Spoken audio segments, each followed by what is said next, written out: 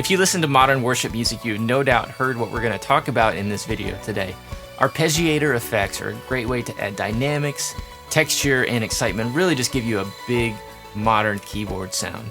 In this video, I'm going to show you what arpeggiators do and how you can use them effectively in your worship keyboard approach.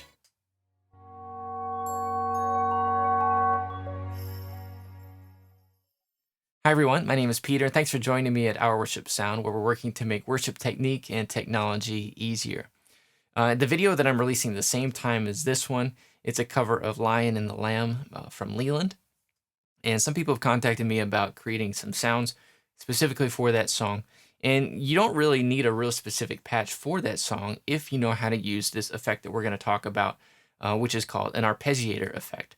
What an arpeggiator effect does is it takes something from this, we're just playing one or more notes to repeat them in a pattern like this. And it's a big element of just a modern sound that we're hearing today. So I'm going to show you how to set it up and how you can use them effectively when you're playing.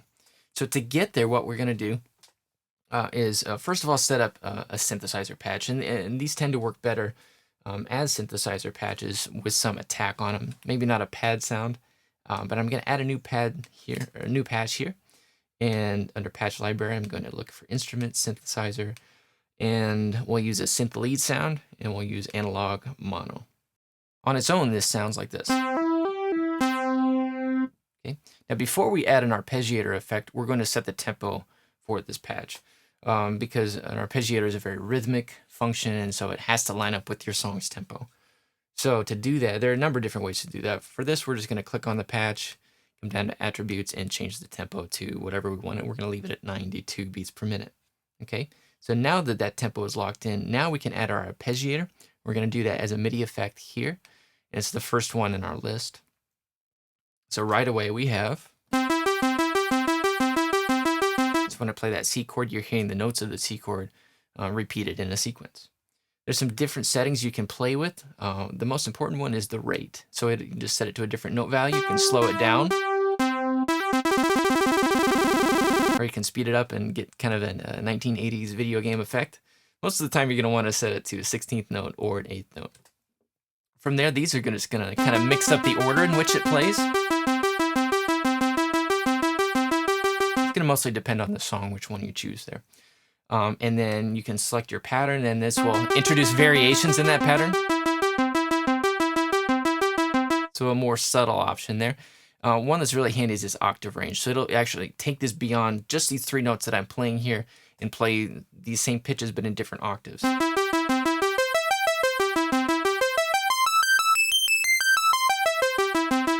So the 4-octave range obviously gives us the most variation in what octaves we're playing.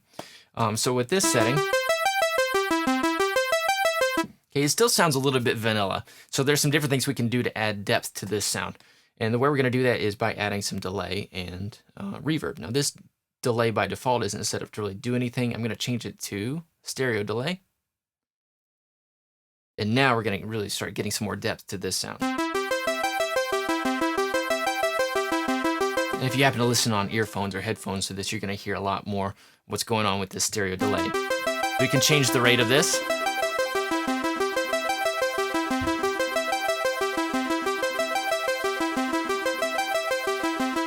Okay, so there's a much more interesting sound now than what we had before, which was this, with a delay.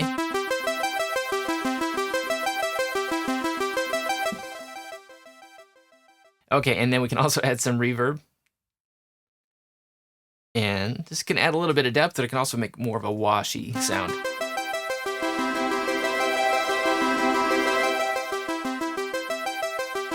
Just whatever you want to do with the song there.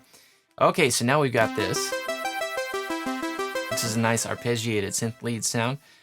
From there, what I like to do is set up different dynamic layers for different levels of the song. So you might play, a loud part of the song, and then you have a medium part, and then a softer part. I typically turn the volume off of the arpeggiator for a softer part of the song and just take the arpeggiator sound out of that. But let's say this is for what we're going to use during a loud section. To create a medium level, there are a couple things we can do. So first of all, I'm just going to duplicate this patch by pressing Command D on my keyboard. And then to change it, I'm not going to just lower the volume. I'm going to actually get a different character for this sound. I'm going to go into the input, so the synthesizer instrument, okay, and this is the retro synth. And what I'm going to do here is, first of all, the easiest way to do it is to simply adjust the cutoff frequency.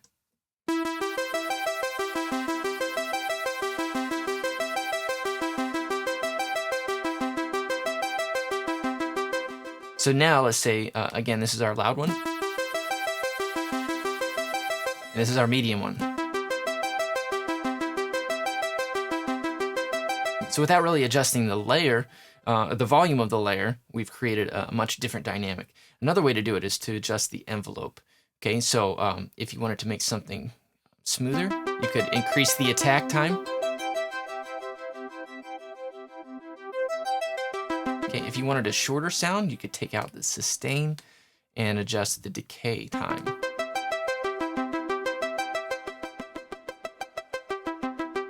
A ton of variations you can get just by adjusting the envelope or the cutoff frequency. So again, let's listen to the difference between our loud and our medium.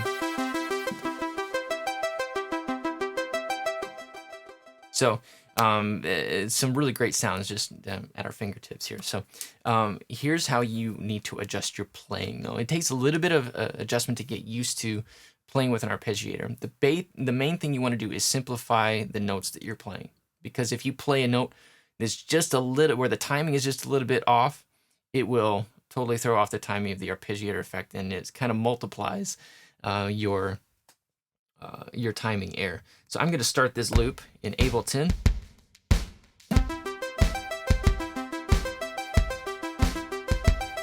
So that's synced fairly well.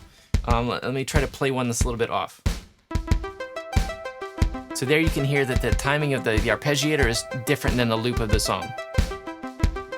Or if we pretend that that loop is the rest of the band, now I'm off with the whole rest of the band, and we've just got some conflicting rhythms happening. So in that case, first of all, to avoid it, you want to simplify what you're playing. Make sure you can really lock in your tempo. If you get off with the tempo, what you need to do is make sure you clear everything, clear all your notes. Make sure you're lifting up, you're not holding any notes down. You don't have the sustain pedal down. Lift up everything, and then you can play a new note, and the tempo will reset. The reason is if I keep one note down, the tempo, it comes in with the tempo that's already been set. But if I do, you can hear the tempo kind of resets as soon as I clear the note. So if you find that your tempo gets off, just clear everything, clear all your notes, lift up on everything, and then play a new note right on the beat. So it takes a little bit of practice to get used to the arpeggiator and getting it locked in with the rhythm. But it's a really great effect. It does give you a much more modern sound. So I encourage you to dive in, whether it's on your keyboard or whether it's on main stage. They can be a great thing. A couple things you can do at this point. If you're not on main stage, if you have a Mac and you're a keyboard player and you haven't tried main stage, you are missing out. So you want to check that out. There's going to be a video here linked that will help you show you what you can do to get involved with main stage. This sound that I actually used for Lion and the Lamb is part of the Synth Layers for Piano collection, and you can check that out in a video that's coming up as well. So I hope that was helpful. If you liked that, give it a thumbs up on the video. Be sure to subscribe so you get notifications when other videos come out. And if there's something else that I can do that would be helpful, or if you just wanted to say, hey, you can leave a comment below. I'd love to just know what I can do to serve your needs and help you just become a really good all-around keyboard player, and you feel like you're really on top of not only your playing but your sounds and everything, and you just feel confident in what you're doing. So let me know how I can be of help and service to you in that. Thanks for watching, and we'll see you soon.